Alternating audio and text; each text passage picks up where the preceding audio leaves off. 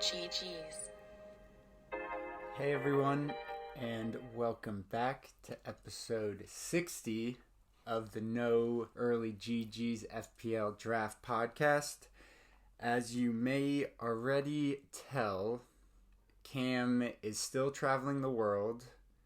So, once again, I welcome in your favorite guest host, my father, Dean. Hello, everyone. Thank you for having me back. Thank you, Cam, for leaving the country, if that's where you are. I'm not sure where you are. We're getting ready to leave the country this weekend to go to Portugal to watch Benfica play. I think. Do we even check to see what the Portuguese league? We'll find a game. Oh, we might have to sneak away. Excellent. Me and you. Excellent. Looking forward to it. So this episode, we'll talk about how our teams did last week, and thankfully, I get to talk about my other league with my father because I did win. Pretty big win for me. I think it actually did come down to the wire as well. Let me just double check. Yep. Beat my good friend Peter. Hope you are listening to this. Shout out, Peter. But, you're never going to beat me. He named his team the year Peter wins. That's a lot of confidence, I would say. Yeah, it better than last year. I think it was that he was going to beat me, but I think head-to-head never ended up happening. So, I will highlight my top players from last week. I guess not too shocking. My Newcastle players both performed. Botman, 12 points, a goal, and a clean sheet. And then Wilson also scored, which is great. Udogie and Pedro Porro gave me 1 point combined. I think I, expected that. Didn't start them, but my entire bench is a hospital right now, so I didn't have a choice. And then sneaky pickup with McAllister. He was actually available, and he got an assist and a bonus. And then Bruno just topped it all off with a goal, 2 bonus, and a clean sheet. Feeling pretty good about my squad in our league, Dad. How about you? I don't feel as good as you. I got thumped last week. I got the double penetration from Chelsea as Nicholas Jackson once again did not score, although he did score today in the Carabao Cup, as I just checked it out before we started. But he got his 5th yellow card, so I will be without his services this week, which is very disappointing. So I have a big red flag on Nicholas Jackson. And I also got really double whammied by Malo Gusto, who has been quite good so far this season, but he had a really hard tackle on Diaz.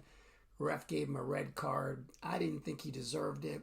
They said it was reckless. He came in hard, but he really got the ball and went over the ball and went into that whiny Diaz's ankle and got the red card. He only played 57 minutes too, so I only got 1 point, even 1 point from him with the -3. So overall, he had a -2 for the week. Well, I think we could all kind of agree. At least your Chelsea players are giving you something, right?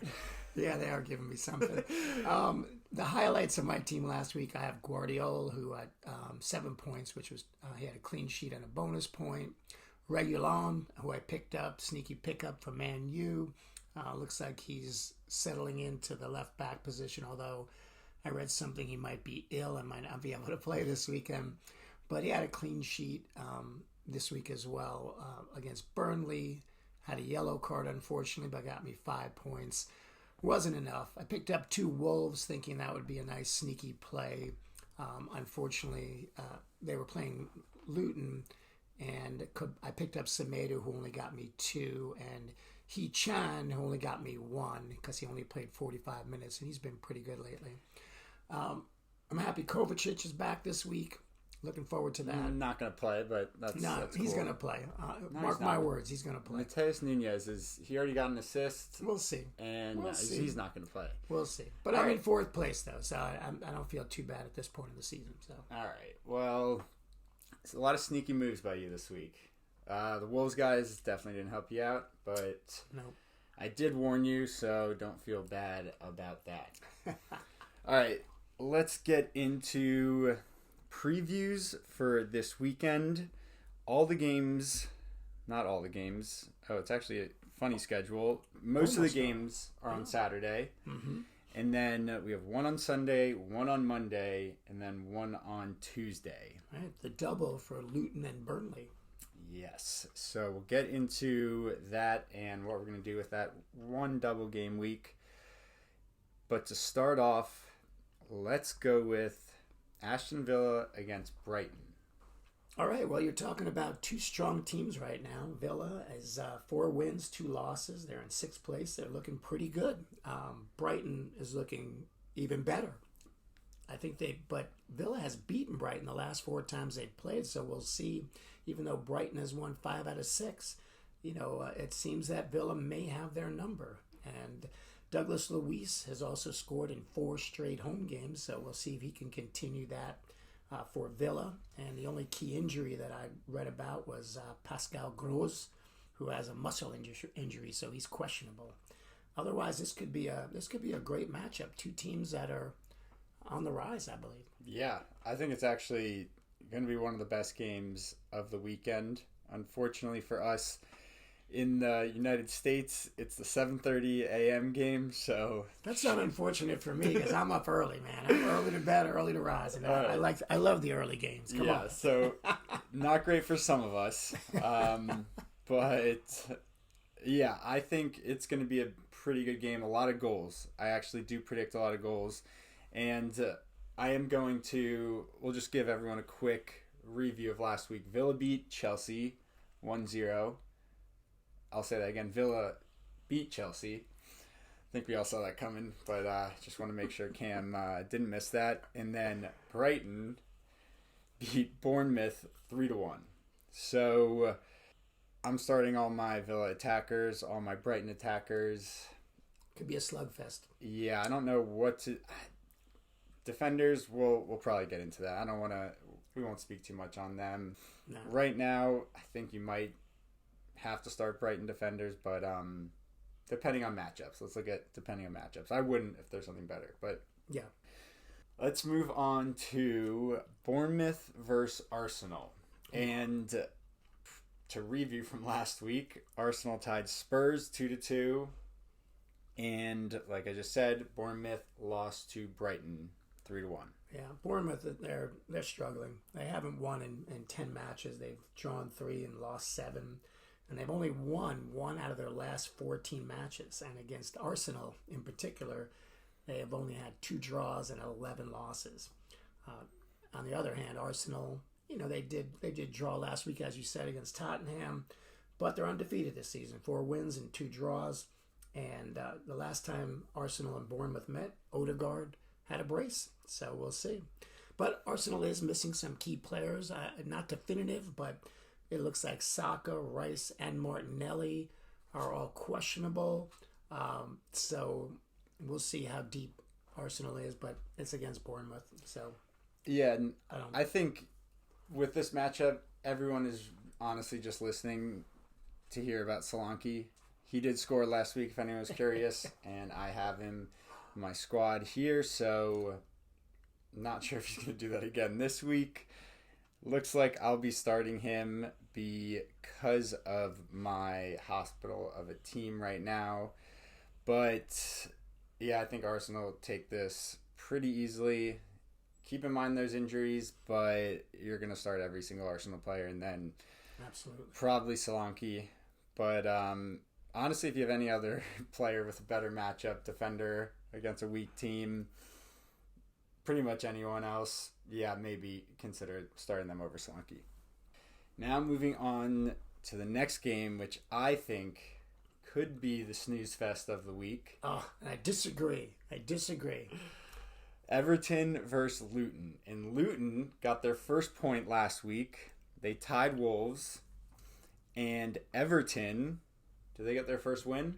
They won, man. They won. They beat Brentford 3-1. And they won today in the Carabao Cup. Wow, they're on a roll. And guess who scored twice? Once in the Premier League game. DCL, man. Dominic Calvert-Lewin scored in the Premier League match, and he scored today as well. Were they penalties?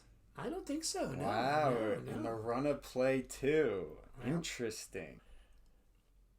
Go ahead. Okay, well, Everton, Tell me why this isn't a snooze fest. So Everton looks better. I watched the game last week. They definitely look better, although they're not doing too well at home. They're at Goodison Park this week against Luton, and they've only drawn 1 and lost 6 there, of their last 8. So clearly overall they don't look very good. But Luton's Luton, and they lost to Exeter City this week, a League One team, in the Caribou Cup. I guess that was yesterday. So that's pretty embarrassing. They did so well in the championship, came up to the Premier League, and here they dropped 1 to Exeter City. But Everton haven't won back-to-back Premier League games since October of last year, so maybe Luton has a chance. But we'll see what happens. And just a side note, I appreciate everyone who texted me after our episode a few weeks ago telling me that my pronunciation of Luton was way off. I knew it was 50-50 shot, and of course we were wrong. But yeah, thanks for that. I want Luton to win. Oh, yeah. Don't think it's going to happen. I think Everton will actually beat them pretty handedly. And now that I'm thinking about it, I feel like they could score a lot of goals. So I'm looking at Everton players. I think if they're available... Oh, there are plenty. They're available. The only players that probably aren't available are Beto. DCL might be there. Not in our league. Not in either of my leagues. No, but who else do they have? Danjuma might be available, maybe not. Yeah, and he could be available in both our leagues. Could be a flyer for this week. A defender has looked very good in the last couple of weeks is Myelenko for Everton. Mm-hmm. And so he's someone that I would recommend if you need a defender, and this could be a good matchup at home. Toffee's at home, maybe. And another player that went under a lot of people's radars, and you might not know, but Iwobi. Oh. Do you know where he is now? No. He actually was one of the highest scoring players for Everton last season, and now he's on Fulham. Oh. I don't think he may have had a few minutes because I did look at him, but I don't know. I see him slotting in pretty well. Fulham needs to score. He has shown he's been able to do that, so we'll keep an eye on him. But we can get into that a little bit later. Next game. Yeah, he's not available in our league, so we'll see. Interesting.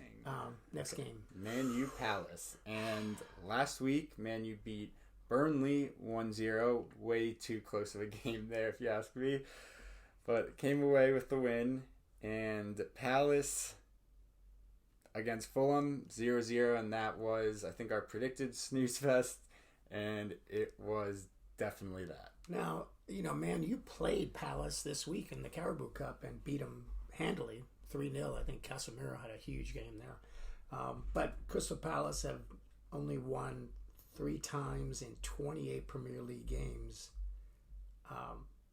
And at Old Trafford, though, they've won 2 out of 3. So that's kind of interesting that they do better at Old Trafford, and that's where this game is. Wait, say that again. 3 wins? They've only won 3 times in 28 Premier League games. Wait, is that true? I was about to say, that sounds horrible. No, I know. But all 3. Wait, they won, but all 3. Oh, on all 3. Oh, maybe against Man U. But all 3. No, that can't be it. 28 Premier League games. 19 wins and 6 draws. All right, we'll fact check later. Yeah, we're going to fact check that one. Yeah, I messed that one up. But I don't know. I can't be perfect on everything. Man U, this is where they turn it around. They started off slow, like we always say, but they're turning it around. They just needed to ease into that Burnley win. But Palace, it just looks like a thumping from where I'm looking. Whenever you see Palace against Man U, I feel like Man U shouldn't be too nervous. Yeah. I just hope, Rashford, Bruno. I know I'm going back and forth between my leagues, but I have both of them, and not both of them. I have one of each. I have Rashford in our league, and I have Reguilon. Yes. Oh, Man U have not scored in only 1 game in their last 30 home matches. So clearly, when they're at Old Trafford, they're going to put something in the net. It's very rare that they don't score. I like to hear that. Thank you.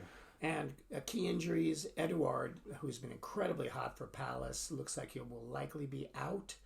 And Martinez and Reguilon are questionable for Man U. Yeah, that did not do too well for me. Martinez didn't play last match, and Phil Jones or Jonny Evans. Honestly, I get them mixed up all the time. Jonny Evans. 35-year-old. Jonny Evans held it down, got an assist. I think he got 3 bonus too. So I was debating picking him up or Lindelof. If you had an option of picking both of them up, because I feel like you'd want a Man U defender in this matchup.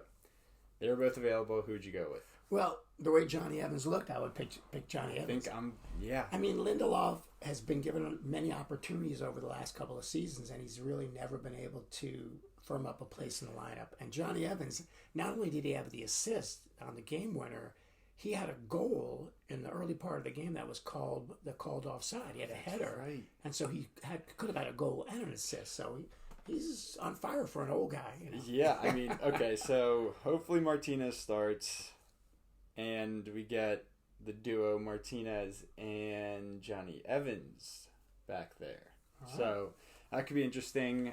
I think you have to start all your Man U attackers. Sure. Højlund has been playing and starting. I don't think it's Højlund, but yeah, I know you're talking about. God. Højlund?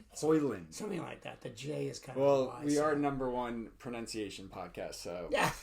I think we're good there. But Højlund, he looks good. Højlund. I think it's Højlund. Oh, I did. Højlund. Oh, my sure. God. I'm not even listening when you correct me, and even when everyone else does. But he looked good. He had a goal that was called off, but I think he did score in another competition. Yeah, I can't remember recently. I think but yeah, he did get a goal that was called off last week or 2 weeks ago. He's looking good. Rashford, obviously. Bruno, obviously. And then that other outside wing. Not really sure who it's going to be.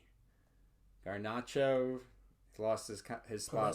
Palestri has been starting games. And then I know I'm gonna butcher this name. Which one? The young dude who's been playing. It's not Palestri? It is Hannibal. Hannibal Lecter? No. Hold on. Shooting people's brains? I know, this is great. I'm probably going to leave all this in because... No, we'll maybe cut it out. We'll see. Okay. What is his name? Yeah, Hannibal Mejbri. The young guy. Okay, I don't even know what. Look, I'll show you. I blanked.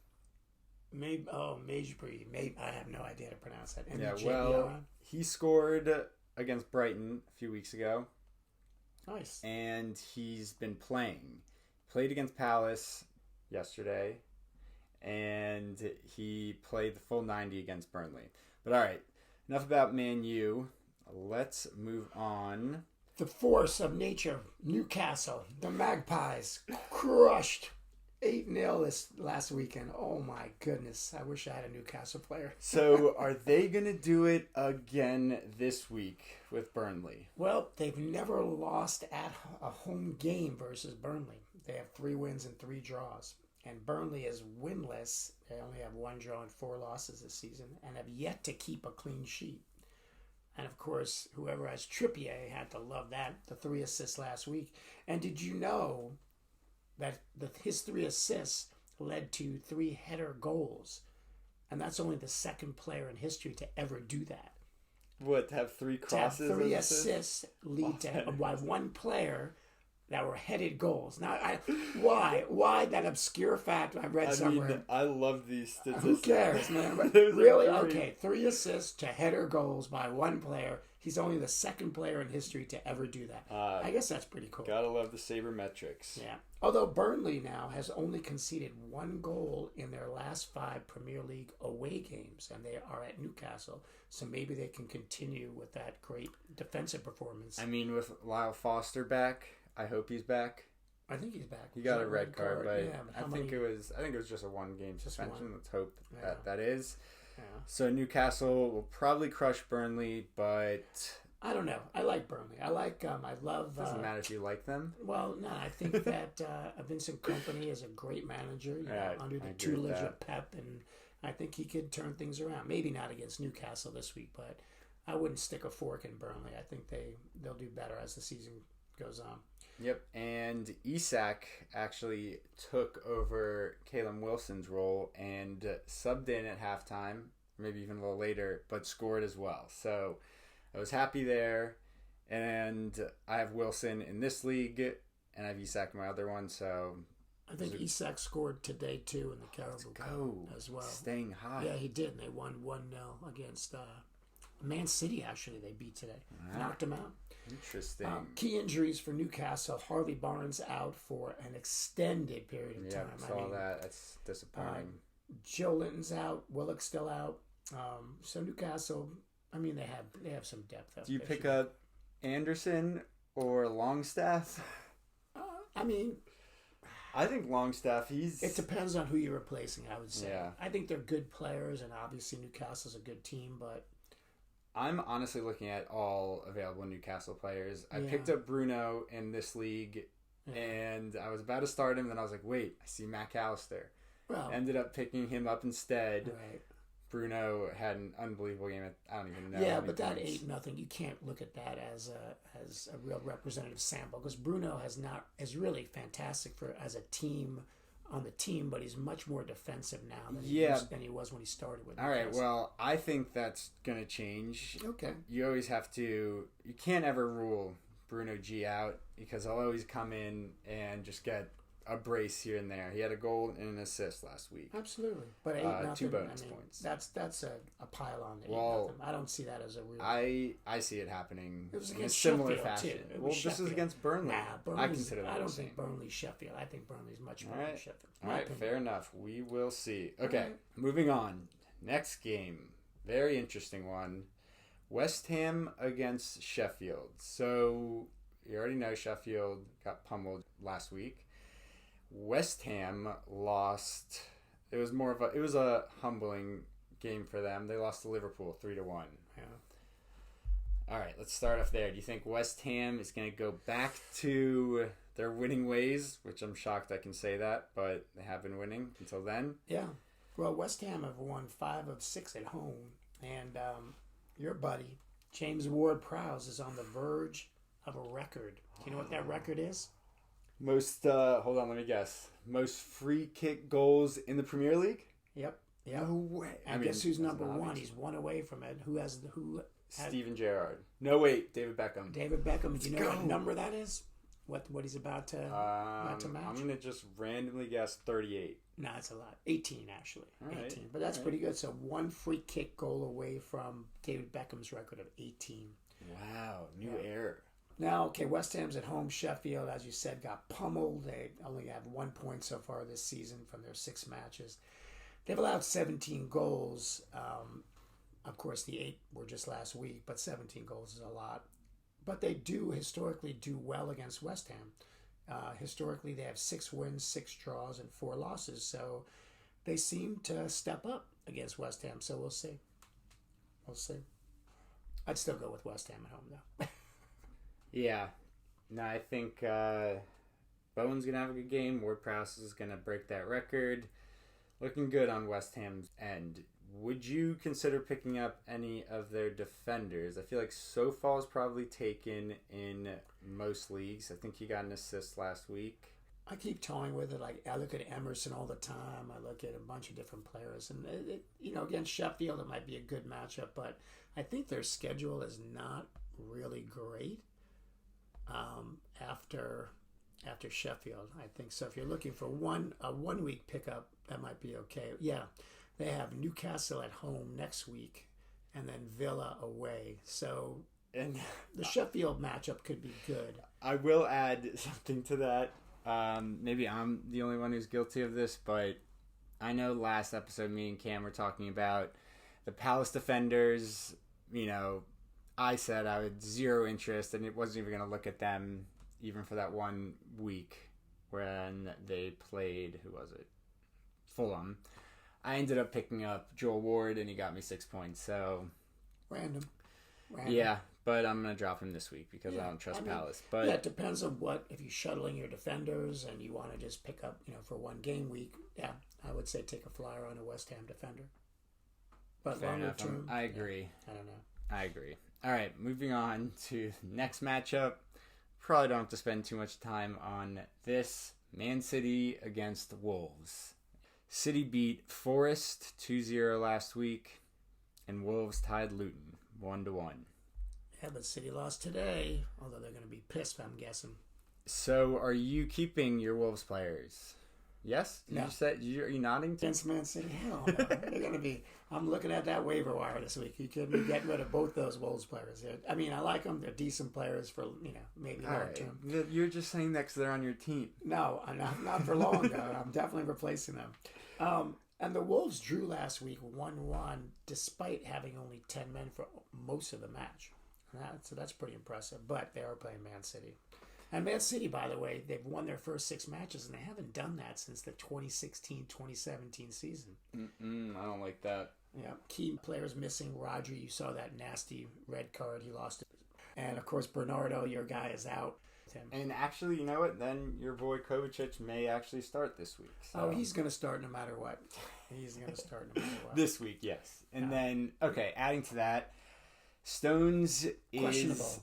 All right, well, he's still red flagged in the system. And Grealish, too, is questionable. Yeah, well, you can't. I don't know. I don't trust FPL. I'm going to keep Stones in there, and also Bernardo. Is he questionable, Bernardo? Now it says knock, expected back October 8th. So I love the amount of detail they give us on that. And I also read somewhere that, Grealish played for a few minutes last week and he got a yellow card. Oh. So he played for like 2 minutes. I didn't even know he played. Yeah, I know. It was he just was thrown in there and then didn't have any points. So, yeah. Right. But he did step on the pitch. Okay. Yeah, all right. That's enough on this game. You're starting all your City players and... Clearly. You mention all your probably wolves. Don't have any Wolves, so even if you do. Moving on to another battle. Oh, game of the week potentially. I think so. Spurs against Liverpool, and Spurs right now looks like they're having back-to-back game of the weeks. I think we were pretty accurate on that one against Arsenal. Great game. Yeah. I think Spurs kind of deserved it. I know a lot of people will disagree with that, but. Another good matchup, and like we mentioned earlier, Liverpool won 3-1. So, who do you have in this one? Man, you know what? This is a toss-up. Tottenham has been looking really, really good, and of course, this is the one season I don't have any Tottenham players on my squad. And as both of us had Son last year, he's looking back to his form of brilliance from 2 seasons ago. He looks fantastic. Happy for him, but absolutely, always loved him, and sad I didn't draft him this year. But Liverpool it looks like they've gotten it back together, and it'll be a great battle. I think this will be, like you said, game of the week. Is Darwin going to be starting in this game? He scored last week. With Klopp, you can never tell. He'll play, but the question is, when will he come in if he doesn't start? I feel like I have not been paying too much attention to Liverpool this season, but I feel like we got to start. Yeah, I guess I just didn't have any Liverpool players, so it kind of fell off my radar. But they've been doing pretty well. All competitions. They beat Leicester the other day. Yeah, they played today in the Caribou Cup. They won 3. They beat today. Leicester. Yeah, I'm sorry. Did you say that? I'm sorry. No, I said the other day. I was looking at yours. No, it looks like he didn't start. You were asking about. He started against West Ham. With Jota, Gakpo. I'm trying to see. 80 minutes he played and scored. So I feel like he should be starting. Cam always likes us to rank the Liverpool attackers. Let's do that right now. Well, Gakpo scored today. Jota scored today. All right, rank the top Liverpool attackers. I think Nunez is the best, honestly. Number 1. Number 1. All right, you're forgetting. I'll go first. Well, not Salah. I'll go I'm first. talking about strike. No, I'll go first. Go ahead. Go ahead. Salah, number 1. Yes. I'm going with Darwin, number 2. Jota, number 3. And then Gakpo. And then Matt Callister. I got to slide in there for my bias. He's not really... I wouldn't call an attacker necessarily. You take these players for their contributions to goals. I think that's what we mean. You left off Sobieski. I did. He's fallen off. He's crazy, man. I wanted to draft him, but it didn't fall in the right place in the draft. I wish I actually had him, but I targeted him. Yeah. All right, Liverpool's back on my radar again. However, I'm still gonna recommend not leaning heavily on their defense if Trent is out. Yeah, it looks like he's questionable too. Yeah, so they have not been able to keep a clean sheet when those back four aren't all there. And I guess I am happy that take of mine still remains true. But I think there's going to be... I think I can see another 2-2 draw. Yeah, I think that's probably a good guess. I'm not gonna argue with that one. And James Madison looking great. Stud. Had him last year. Such a great player. Yeah, defenders wise, maybe if you have the option, stay away from defenders on both these teams. Yeah, I don't see a 0-0 game here. So now on to the Sunday game. The one game on Sunday. The one game. I know you're disappointed in that, but it is an early one, so I'm sure you'll be watching the match preview and the entire game. We won't be. Never we'll mind. be on an airplane, so maybe they'll have it on the plane. All right, so Forest against Brentford. Just a reminder, Brentford lost to Everton last week, and Forest lost to City. But I think Brentford is going to turn it around. Yeah, I mean, they've been so great over the last year, and that loss last week was quite a shocker. And they have but they do have some serious injuries. They lost Rico Henry for the season. Mm-hmm. Ben Mia's, I believe, out or at least doubtful. And then a young player I really like, Sade, looks like he's out for an extended period of time. Is Shad? his name. Is it Shad? I can't. I like Sade the singer. Smooth operator. He got injured in warm-ups last week, so he was slated to start. Serious injury, not not a knock. I think I read he's gonna have to get surgery. Yeah, so that's tough. And Mbuemo, he's a god in Mbuemo. They're gonna bring it back this week. Yeah, I think so. Forest. Gibbs White, I'm still holding on to hope there, and I think I have. No, you got to keep Gibbs White. I have Hudson-Odoi and Origi. Well, so I'm just going heavy on Forest again. What do you think Origi's playing time will be, though? I know Hudson-Odoi looks like he's going to break into that lineup, man, and start right away. He should be starting. I think starting this week. Yeah. Hudson-Odoi, Origi. I'm holding on to him because I believe that he's going to get a lot more time and score some goals. Right. And I'm not holding on to him only because there's absolutely zero forwards in the forward pool. Oh, yeah. So that's not why I'm going to hold on to him. But I'm going to give it a few more weeks. So... I'm sure McBurney's available somewhere. All right. No more... McBurney's now banned from the podcast. All right. The one game on Monday. Chelsea versus Fulham.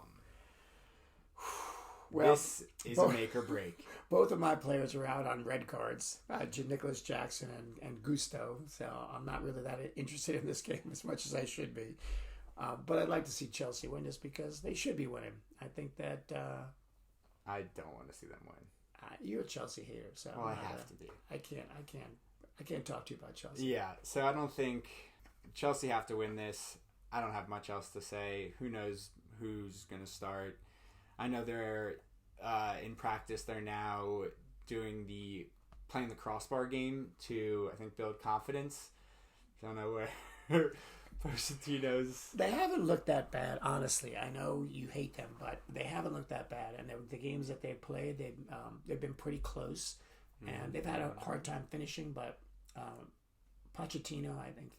That's how you pronounce it. I hope I said something. Pochettino, like he's a great manager, and I think he can pull it together. He hasn't been there that long, and I heard that in his office he has a big gigantic container of lemons, and supposedly it's a spiritual thing where it absorbs the negative energy that's going on, and it provides positive energy. And after 10 days, he throws out the rotten lemons with the bad energy and brings in some new lemons. Okay, so you heard it there. Definitely backing Fulham in this one. All right. And then do we even talk about the Tuesday game or now? The double? Moving on to the last game of this game week on Tuesday. And yes, we did forget to mention the double game week. It's Luton and Burn-ley. So Burnley's playing Newcastle earlier in the week. Even with this double, I don't know if it's worth picking up any Burn-ley players? Hey, I have Zeke Amdouni, who actually scored sometime. He scored once this season. He scored once so far. When Lyle Foster got that red. So it was 2 weeks ago. Yeah. And he'll be in there. He'll be in my starting lineup and because Lyle Foster in mine. Yeah, so Nicholas Jackson is out. He'll be starting, and he has a double. So I can hope for 4 points if he just plays 60 minutes 2 weeks in a row. Yeah, so and I think if you're desperate for points, maybe Luton goalkeeper. Not even sure what his name is, but could be worth it. Kaminsky. I'm looking right now. Kaminsky. So could be worth picking him up for this week just because of the double. They are playing Everton, so not as bad matchups as Burn-ley. Roll the dice, baby. Roll the dice. Yeah. So that'll be fun. All right. Before we wrap up, I have a quiz question for you. Oh, let's go. Okay, here it is. Okay, as we know, it's just a question about the top scorers this season in the Premier League. And as you know, Haaland obviously is number 1 with 8 goals. Who are the next? I'll say give me 5 or 6 players. Points-wise or goals? Goals. Just purely goals scored this season. There's one person in second place, and then there are a bunch tied for third. So give me if you give me 3 out of the 6 players who are the next 6 after Haaland. What do I get? You'll feed me dinner tonight? I'll give you dinner. As soon as we wrap this up, Mom made some dinner, I'll let you have some. All right. I'm going to go with no dessert, though. Ward-Prowse as one of them. Do you want me to tell you when you guess if you're right or wrong? We'll just say no, wrong. Okay. All right. Saka. All right. Looks like I'm going to go hungry tonight. We were just talking about him earlier. He's in second place. One of our favorite players we don't have this year. All right. Well, we just talked about every single team. No, but one of our favorites who we don't have. Son. Yeah, he has 5 and he's second. Now there are 5 guys who have 4. Give me 2 of them. And That's Bueno. It. Correct. Let's go. I guess I got a piece of bread now. You do. Let's see if I get the last one. This is for dessert. I don't think I'm going to Julian Alvarez. No. Think of guys who've had braces or hat tricks, because that's more likely that they're going to have the 4 goals. Yeah, obviously. All right, I'm going to tell you because we have to wrap up. Oh, Edouard. Yep, he has 4. I got and that. Ferguson, who I passed on, who had that hat trick. Bowen and Caleb Wilson all have 4. Wow, Caleb Wilson over Isak. Yeah, all right. Yeah. Well, thank you. Looks like I'll be going hungry tonight, but appreciate your time today, Father. Mm-hmm. I know Cam does as well. My pleasure, as always. Looking forward to my next visit. And before we go, I want everyone to remember back to 2014. Liverpool was playing against Crystal Palace. There was only 3 or 4 games left in the season. It was Liverpool, Man City battling out for 1 and 2. Liverpool could have gotten their first title in centuries. Yeah. They were up 3-0 at halftime, and in the last 11 minutes, Crystal Palace tied it up 3-3, and then City ended up winning the Premier League by 2 points. Oof, that's gotta sting. So because of that, everyone please always remember. No. Early. GG's.